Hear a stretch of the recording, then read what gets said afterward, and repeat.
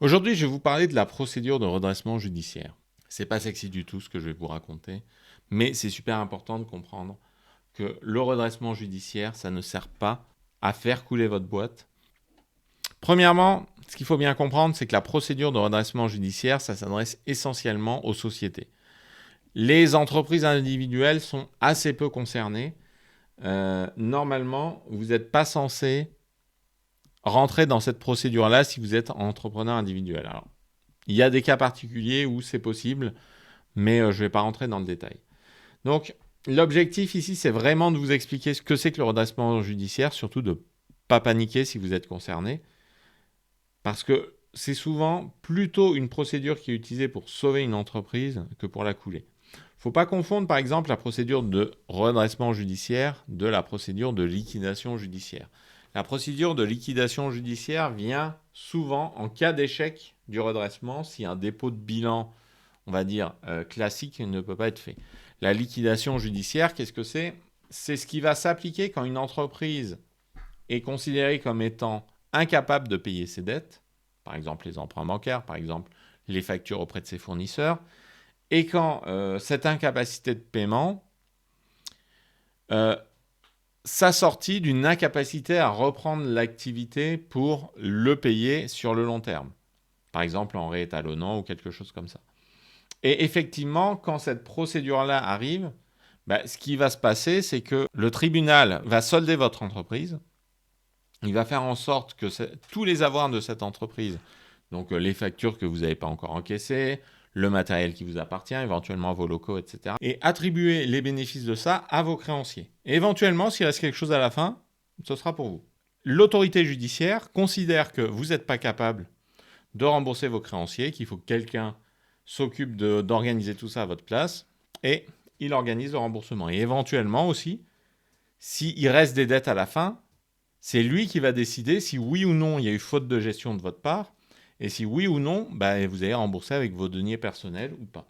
Donc ça, c'est une liquidation judiciaire. Un redressement, c'est un peu la même idée, sauf que là, on part du principe que vous êtes capable de continuer votre activité, et que, soit parce que vous avez mal géré votre entreprise, soit parce qu'il y a eu quelque chose dans l'environnement de votre entreprise qui vous a amené là.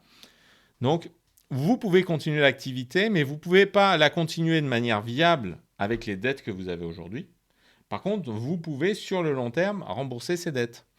Et par exemple, ce qui va se passer, c'est que si vous avez acheté des locaux et que vous avez une forte dette à payer, par exemple, vous avez fait un emprunt sur 15 ans pour vos locaux, et que votre activité ne vous permet pas de générer suffisamment de bénéfices pour payer cet emprunt-là. Peut-être que dans le cadre d'une procédure de redressement judiciaire, il va y avoir négociation avec vos banquiers. Peut-être qu'ils vont étaler votre dette sur, s'il vous reste 8 ans à payer, ils vont étaler ces 8 ans sur 10 ou 12 ans, et ce qui va vous permettre de redresser l'entreprise. Et c'était peut-être juste ça la problématique de votre entreprise. Une procédure de redressement judiciaire permet d'imposer, entre guillemets, aux partenaires bancaires ce genre de choses, que peut-être vous, si vous allez leur expliquer, négocier ça, moi je l'ai vu, il y a une entreprise que j'ai accompagnée il y a l'année dernière, je crois, qui était exactement dans cette situation-là. Elle ne s'est pas mise en redressement, elle a réussi à négocier avec la banque. En fait, quand il y a un redressement, la banque est plus ou moins obligée d'accepter, parce que c'est soit ça, soit justement il y a liquidation, et s'il y a liquidation, elle ne récupère pas grand-chose. Alors qu'en cas de redressement, il va y avoir la procédure, il va y avoir rééchelonnement des dettes, et à la fin, elle va toucher son remboursement. Peut-être pas aussi vite qu'elle voulait, peut-être pas au taux d'intérêt qu'elle voulait, mais en tout cas, elle va toucher la majorité de l'argent. Donc voilà, ça c'est quelque chose qui peut se produire. Ça peut être aussi vos fournisseurs qui vont se retrouver dans la même situation. Et ça peut être aussi l'occasion d'enclencher des licenciements économiques qui vont vous permettre de réétalonner votre entreprise, de la remettre à un niveau où vos charges salariales correspondent à ce que vous êtes capable de vendre, et donc de ne pas, par exemple, si vous avez une grosse activité, que vous aviez 10 salariés, et qu'à un moment, pour une question quelconque, votre activité, vos ventes diminuent beaucoup, se mettre en procédure de redressement judiciaire vous-même va vous permettre d'anticiper des licenciements économiques, et donc de ne pas attendre d'être vraiment au fond du gouffre pour faire ces licenciements économiques-là, et avec peut-être une situation dont, à ce moment-là, vous ne pouvez pas vous sortir. Donc, ce n'est pas forcément négatif. S'il y a un redressement judiciaire, c'est que quelque chose s'est mal passé. Mais ça ne veut pas dire que votre entreprise est foutue et surtout, ça ne veut pas dire qu'elle ne peut pas rebondir et devenir une très belle entreprise 10 ou 15 ans plus tard. À quoi ça sert le redressement judiciaire? Théoriquement, ça sert à sauver votre entreprise. Et si la procédure de redressement judiciaire échoue, là, vous pouvez vous retrouver dans une procédure de liquidation où on va solder vos avoirs. Donc, qui va mettre l'entreprise en redressement judiciaire? Ça peut être la gérance qui, comme je vous ai expliqué, détecte une situation économique intenable, se dit, bon, bah, si je continue comme ça pendant 6 mois, je vais faire faillite, et va se mettre en redressement pour profiter, entre guillemets, du pouvoir coercitif, de la capacité du tribunal à imposer des décisions, et profiter de ça pour se mettre dans une situation où elle est plus viable qu'avant. Voilà. Ça peut être des créanciers de l'entreprise qui ne sont pas payés et qui vont dire, donc le propriétaire des locaux, le banquier qui a prêté de l'argent à l'entreprise ou n'importe quel fournisseur qui va dire, voilà, moi je ne suis pas payé depuis X moment, donc il faut faire quelque chose et qui va saisir le tribunal. Ça peut être le personnel de l'entreprise, surtout si vous ne les payez pas, qui peuvent vous mettre dans cette procédure-là. Ça peut être le ministère public lui-même. Il y a plusieurs solutions, ou aussi des associés qui peuvent demander cette mise en redressement. Alors là, c'est plus dans le cas où il y a plusieurs associés et qu'il y a incapacité de trouver une solution pour continuer l'activité de l'entreprise.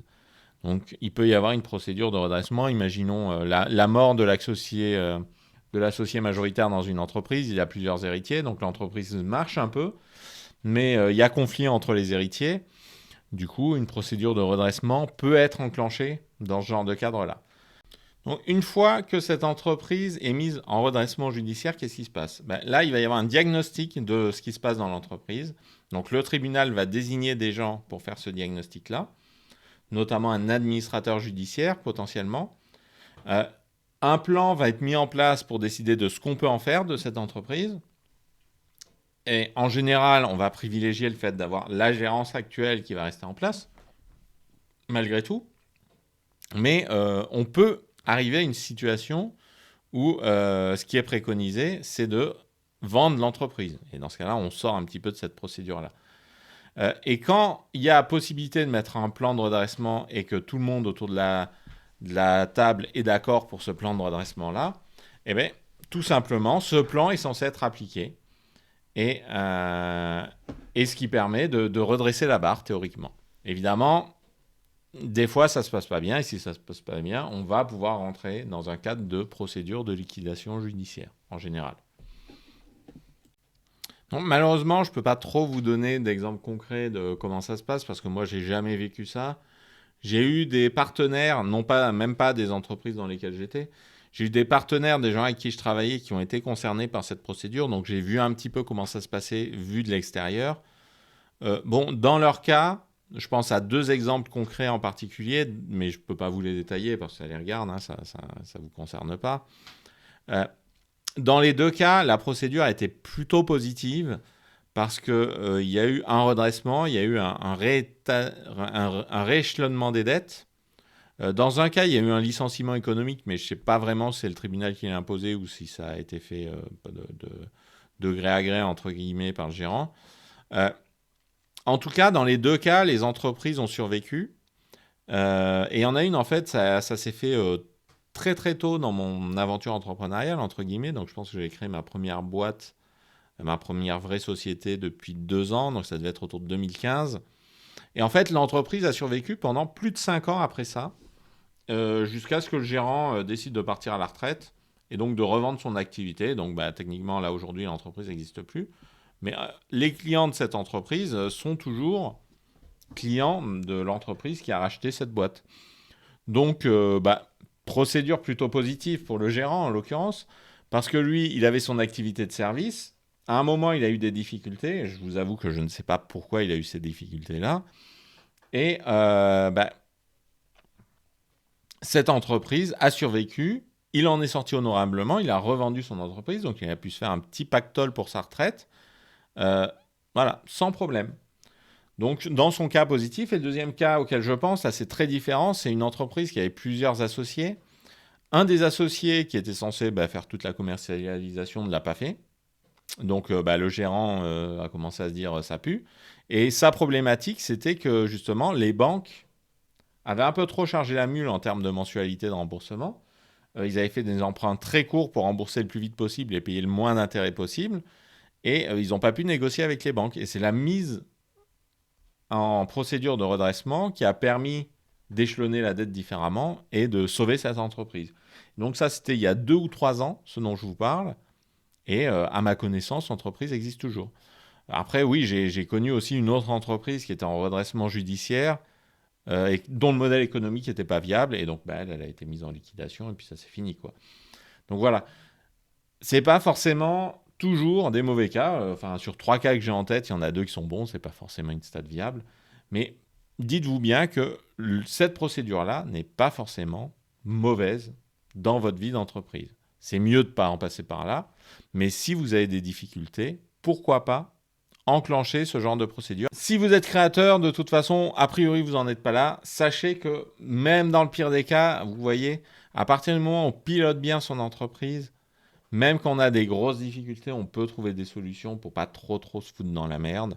Donc ça, je pense, c'est la chose à retenir sur cette vidéo-là pour les créateurs d'entreprise. C'est que le jour où ça vous concernera, sachez qu'il ne faut pas s'entêter trop longtemps et parfois demander de l'aide extérieure, que ce soit sous la forme de coaching, d'accompagnement ou que ce soit sous la forme d'aide judiciaire, ça peut être utile.